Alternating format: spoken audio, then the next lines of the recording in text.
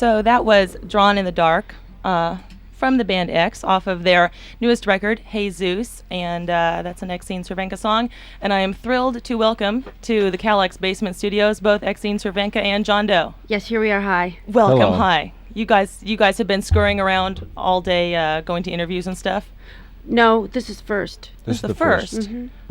We scurried in from When was Reno. Sacramento? Oh, that was another day. We scurried in from Reno, Nevada. Oh, okay. Well, welcome to the station. And before I start quizzing you with my little checklist here, John Doe was saying something during this last song about the way it was recorded, and I thought that was sort of interesting. So could you do the spiel about the surround sound? Yeah. A recap? For the people that weren't fortunate enough to be here. Well, Chad Blake is the engineer that worked on Jesus, and he worked with Tom Waits and a bunch of other eclectic, wonderful artists and stuff. And he used a Hughes aircraft sort of surround sound, something that they used for, I guess, jet fighter training and crap like that. And but it doesn't really work, so it's sort of random. It's sort of a surround sound, but it if you listen to that song on headphones, it sounds like someone's carrying the amplifier around the studio and someone's chasing it, just like that, chasing it with a microphone. So what other interesting tidbits are there about the recording of Jesus? Any other fascinating facts? Well, on that song, Big Blue House, Tony Berg just dropped everything out and did a loop with the drums to make this one section that wasn't there before. Totally invented. It's your first studio album since See How We Are in 1987, and Right. there was a live album in '88. Mm-hmm. Are you pleased with Jesus? Oh yeah, it's Mostly. Who could be pleased with any final product that you do, though? Really. Is that how you feel sometimes when you listen back on stuff? I think it's not for us to say. You know, it's for other people to listen to. I'm the worst judge of my stuff, but I'm pretty happy with it. But every once in a while, someone will say, that there's like one little note or one little like DJ's funny. He'll say like that a song is great, but there's that one snare hit, and he could tell that he hit the rim a little bit on it, on that one snare hit, on that one song, on that one part. So that little kind of stuff. Okay, so you guys are obviously more critical than the masses, I suppose. I'm not. I think it's really good. Yeah, I like it. No, those aren't really criticisms. It's just DJ is and Tony is. They're the real musicians of the band. We're just singers. Oh, okay. Well, I know that you guys supposedly, not really, but sorta broke up or took a hiatus or something like that in the late 80s, I guess. We took a hike. You took a hike. And I remember hearing that and being totally devastated, and then reading an interview with Exene where she said we weren't like breaking up, we just were not going to stick together. We did that, and then now we're doing this. Oh, that was a good question I asked there, huh? Okay, well, what's different now? How did you come back and start doing it again? We tried to make a lot of things different. We tried to the recording process was different. We involved, Exene and I involved the band, Tony Gilkison and DJ Bonebreak, a lot more in the sort of conceiving of the songs. They weren't as finished when they started working on them. And if the rhythm patterns were too familiar, then we just stop and say, let's figure out a different way to get the same point across, the point of the song, and not repeat ourselves musically. The recording was the first one we ever did digitally, which is different. So you can fly stuff around and just make changes and see how it works. I don't know. I mean, I think it's pretty different, but probably somebody else could listen to Los Angeles and this back to back and say, it's pretty much the same crap.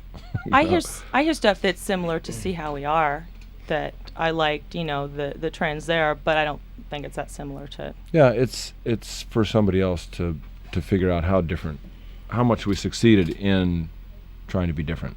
What about working on the album? Was it something that, I know I saw you guys a couple times when you weren't really recording, or at least you hadn't released anything, and I thought I heard songs that were newish or unrecorded. Were you working on this album for several years while you were sometimes playing live shows, or was this all like sort of brand new stuff? Yeah, we've been working on this for a long time. I wrote that song, Clean Like Tomorrow, 3 years ago. And we started playing together the fall of, so it's been, let's see, in November it'll be 3 years that we've been playing together as a band again. But what took a long time was waiting for Tony Berg, the producer, to get done with stuff, and also just to work on songs and take our time. Because we never did that in the 80s. We never took our time to make records. We just make a record tour, make a record tour, make a record tour. Yeah, you had records out in like 80, 81, 82. Yeah. Yeah. Because back then that was the reality. It wasn't like a career like people have now in bands. It was just it's just what you did. Well, should we listen to something else from the new album? Sure, we can listen to something else from the new album. What's somebody's favorite? I have my personal favorites. Let's see how we agree here. What's your personal You can play favorite? something. Pick what you want to hear. Can we hear Lettuce and Vodka? Sure. Of course. Okay. There's no dirty words in that. Oh, thank God. Those Okay. dirty words. Does that make a good sound on the radio? It makes a fabulous song Is that- on the radio. Is that kind of like a David Letterman thing? Yeah, it's crazy and very college radio. Okay, here we go. Exene and John here in the KALX studios. X is playing at the Warfield Theater tonight, and here off of their latest release Jesus, is Lettuce and Vodka.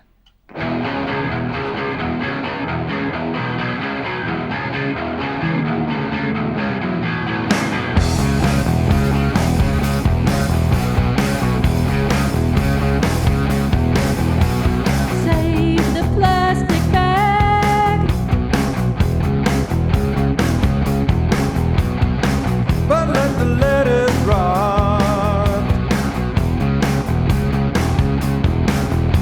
Instead of saying what we are, we'll review what we are not.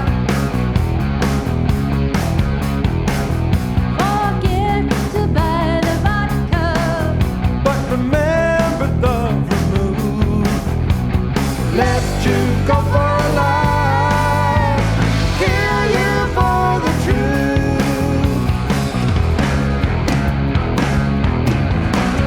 Last night's judgment day is this morning's cartoon.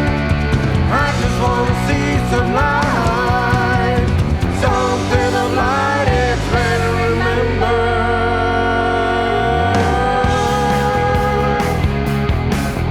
Remember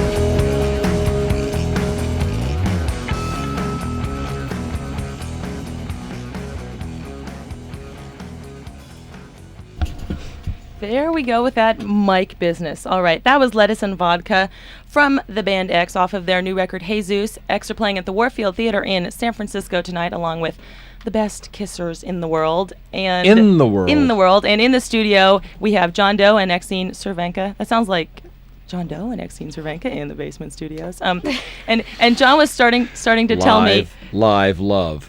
during the last song, Lettuce and Vodka, John was starting to tell me that this was going to be on a soundtrack, and I said, "Oh, for Soundtrack. what?" And then it was like, "No, wait, save it." So, John, go now. We Go. did. The soundtrack is for, the movie is called California with a K, just like KALX. California. And I don't know, Brad Pitt is one of the actors in it, and some other people. It's I don't know what kind of movie it is, but at least we got a song in it. So we'll see what happens. You guys have actually done a lot of soundtrack stuff between all of you, haven't we've you? done some. We've done Mostly underground stuff. You know, when people say, "Would you write a song for something?"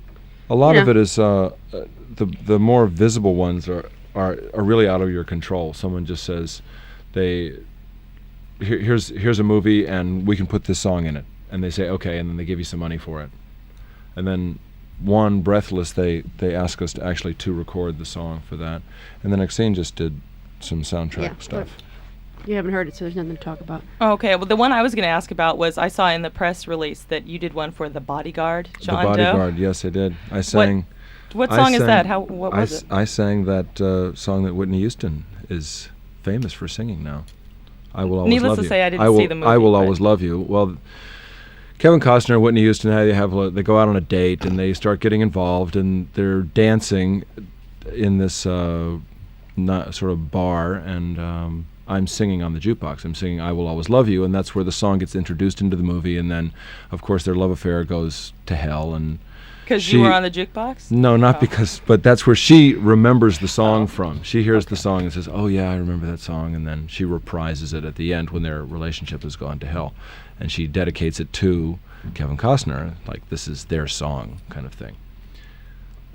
As far as supporting yourself as musicians go, what kind of a comparison is there between doing Since I can't get to the work on a soundtrack and your own record like this? Well, I think that was really cool because Kevin just called John and said, "Hey, John, you want to do this song?" And so he got a bunch of really cool people like Duke, my friend Duke, who I did my solo stuff Right. with. And they just go down to the studio and they do this like real kind of like MOR kind of version of this song that's on the jukebox. It's in the movie for 30 seconds, and they all get paid a bunch of money, and then they all get to hang out, and they get to record, and then they get this credit so that when some other like kind of straight project comes along like that that's kind of mainstream, it's like, yeah, do you want triple scale to to sit around all day and play a couple of notes? Yeah.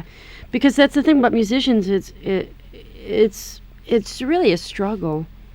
And I'll tell you that those tax laws are insane. I don't mind paying taxes to like help people. I favor it, but when you're paying like 40% of what you make, it's pretty hard. So when those gigs are good when they come up because it kind of helps. I was wondering about that, and I didn't know if it was kind of not the question to ask about.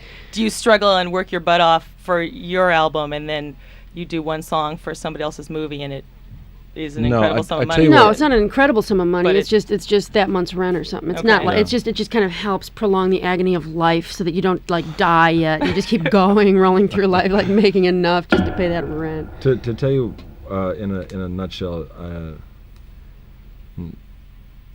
we did what 6 or 7 records, and I was still renting a house. I did 2 movies and was able to put a down payment on buying a house. Well, that's good. So musicians are left with scraps, Well, pretty much. But see, basically what you're everybody saying... everybody gets paid before the person who made it, Oh. and it's all the gamble of getting a hit record. So unless you're really crazy, you do it for the art. You do it for making things, for creating stuff, and that's what's fun. Pretty soon after you've done it enough times, then you convince yourself and you realize that the best part of it is actually making it. So if there's if Jesus sells a zillion copies, we'll all be happy as hell, but we already had our fun. We're having our fun when we play live, and we had our fun making the record. Was some of that fun spoiled for you guys after some of the reviews, I guess, that came out for, like, what, Ain't Love Grand? Oh, We you were- know what? When Los Angeles came out, we got so much crap from people about having Ray on it or having Ray produce it because he was a hippie. Right. Nothing could be worse than the early days of the Really? punk rock scene as far as rules, regulations, behavioral. People would beat you up if you had hair that was, if your head wasn't shaved, and it just.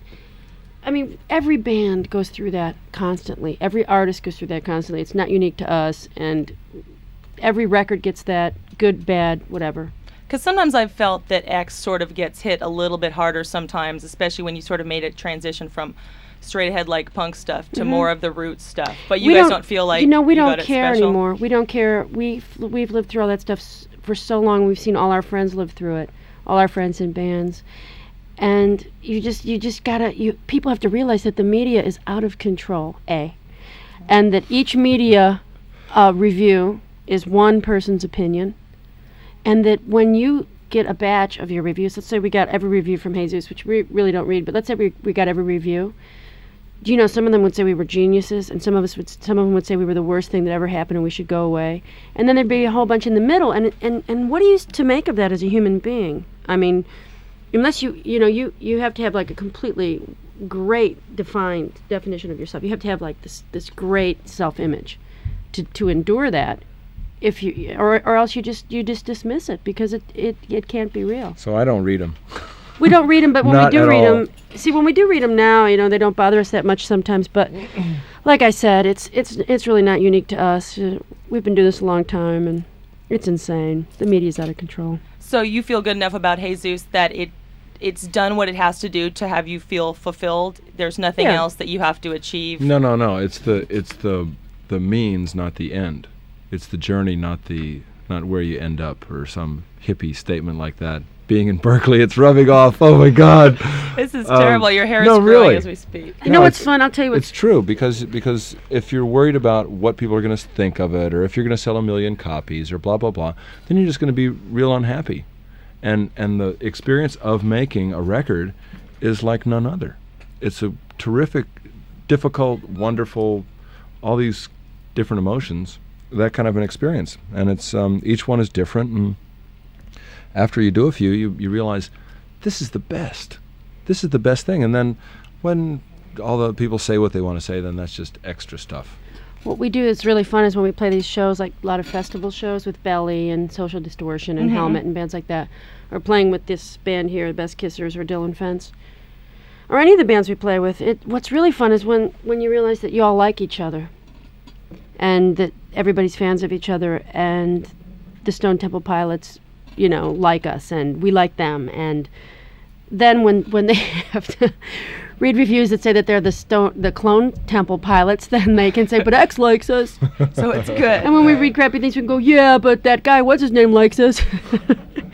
Yeah, no, it's all right. So then basically, we were reading the review for the Best Kissers in the World, their CD You guys here are snotty at too, KALX. see, just like the media. Now you know what it's I didn't like. How write would you this, like to but get up in the morning and on your mirror it says, Weak. Dear Xandy, your hair's too short.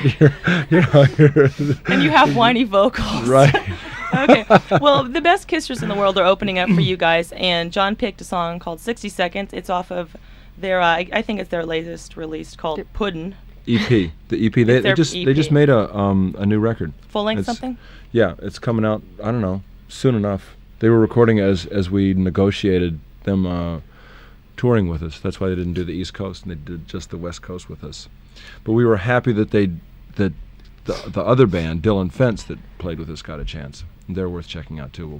We'll try to play Dylan Fence too. All right. Well, let's listen to Best Kissers, and then we'll listen to something from Dylan Fence, and then we'll come back and Should we talk come to- back or should we say goodbye? What time is it? Oh, Exene, you can't do this to me. We'll listen to Best Kissers, Oh my then we'll gosh, come back it's for getting one little late. goodbye. Okay. Okay. Hold on, folks. Here we go. If I had just one, if I had just one, if I had just one, if I had just one.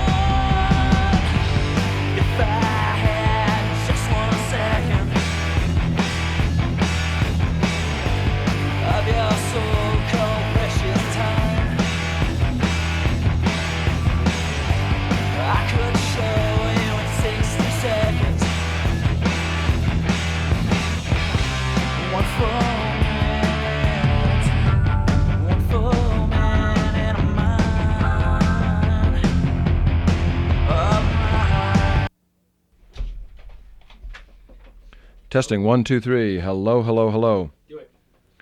This is John Doe from X. You are listening to KALX Berkeley, and it's a good thing too, because otherwise you'd be listening to some crappy radio station on the other end of the dial. I won't name names, but you might be.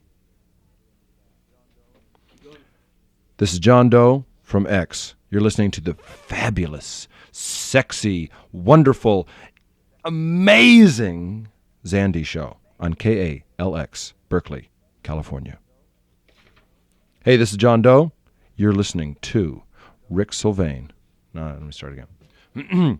Hi, this is Exene Cervenka from X, and you're listening to the KALX Basement Studio in beautiful downtown Berkeley, and here's Rick Sylvain.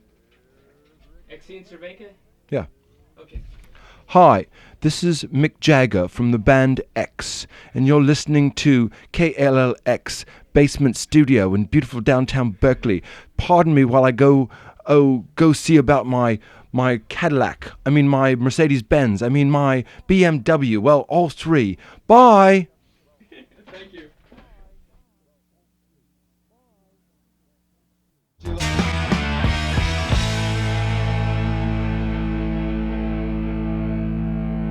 Okay. Oh, good gravy. Okay, so those were the best kissers in the world. They're playing with X tonight at the Warfield Theater. See, now that's the way you're supposed to say it. The best kissers in the world. in They the have to- world. see, instead of just running it all together, and I'm petitioning Gerald to change this. Instead of just best kissers in the world, it should be best kissers in IN really big the world. Best kissers in the world. And then you guys are just X. I mean, how do you compete with that? But we're the That's- best X in the world. You're the best X. You're the only And X. so- No, you're not. Of Well, all the other X's that are You're the around best the world. X. Okay. That's right. We're the best X You in know the that there world. are three there's like a Japanese X metal Japan, band, and then there's like some Australian, yeah. punk rock band. But we're But you guys are the best. the We've got- Australian band is okay. Hey, we got the trademark on the name. They can't come here and do. That's all. Really, that's all that's important, right? Yeah. That's okay. right. Well, we don't want people going by mistake to the Japanese heavy metal band at the. And thinking this doesn't look like the pictures on the album. Where's the girl? Okay. Well, thanks for coming down. It was Sure. nice to have you both here. I wish you much success. One of my very favorite bands in the Okay. world. And Exene Cervenka, come See you John. at the tonight. Warfield. Yeah. Yes, everybody go to the Warfield, and we're going to leave you with John Doe choice. The first song off of Jesus called Someone's Watching, and 642 KALX. We have 5 limited edition, I think they're red vinyl or something, X singles to give away. So 642 KALX. Those are yours. I'll just give them to the first people that call. Thank you very much, and stay tuned for Irene July. Bye.